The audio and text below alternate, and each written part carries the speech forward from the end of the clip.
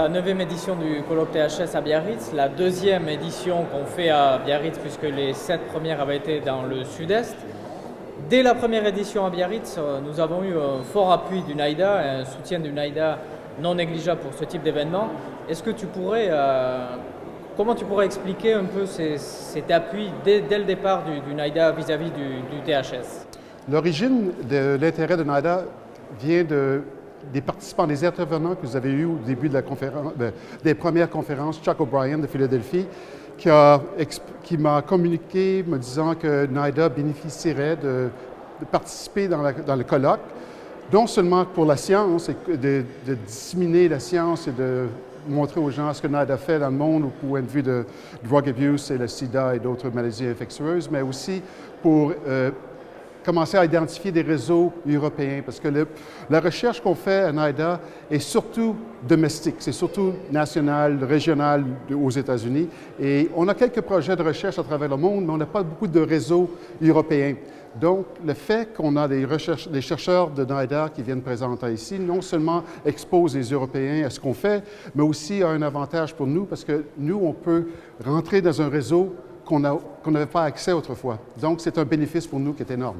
Est-ce que vous avez, vous, des retours des intervenants qui sont venus au THS et dont le fait d'être venu à THS et d'être confronté à d'autres, même des fois des protocoles différents, des réalités différentes en Europe qui ne sont peut-être pas tout à fait les mêmes aux États-Unis, est-ce que dans leur pratique ou dans leurs études, ça peut leur apporter un plus ou au moins une modification de pensée ou avoir d'autres axes de recherche peut-être pour développer de futures collaborations États-Unis-Europe?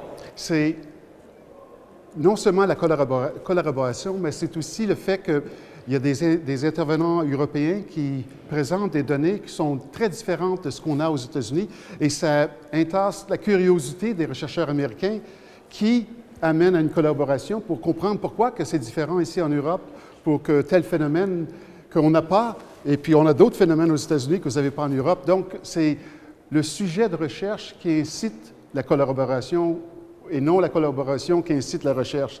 Donc, c'est fantastique. On a des gens qui ont commencé à collaborer avec des Européens parce qu'ils ont été exposés à des choses qu'ils n'avaient aucune notion du fait que ça existait, ce phénomène ici en Europe, que l'abus de buprenorphine sur les injecteurs ou quoi que ce soit. Et ça, c'est ce qui incite la collaboration. C'est le fait qu'une étude où il y a un phénomène qu'on n'a pas aux États-Unis, qui apprennent ici au colloque, ça vaut de l'or pour nous.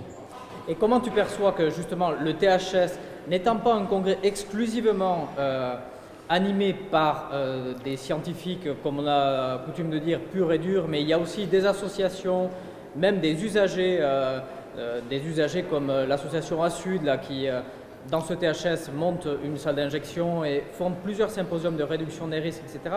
Est-ce que justement ce panel de diversification scientifique, médecins, non-médecins, épidémiologistes, associatifs, est-ce que le fait d'avoir ce mélange, cette diversité, est une richesse selon vous dans ce type de congrès? Notre portfolio de recherche, notre programme de recherche à NAIDA va de Basic Biological Science, des sciences de base de biologie, aller jusqu'à des études d'ethnographie. Donc, le fait que l'audience ici a un mélange de chercheurs de base, de sciences de base, et aussi des cliniciens, qui sont des gens qui pratiquent la médecine et donnent des soins aux patients, c'est idéal pour nous parce que notre recherche à NAIDA consiste de tout ce barème de... Ouais. On a les mêmes buts, on a la même diversité de programmes et c'est fantastique. Donc ça peut être qu'un plus pour de futures collaborations, peut-être lors de futures éditions de THS. Exactement, oh oui.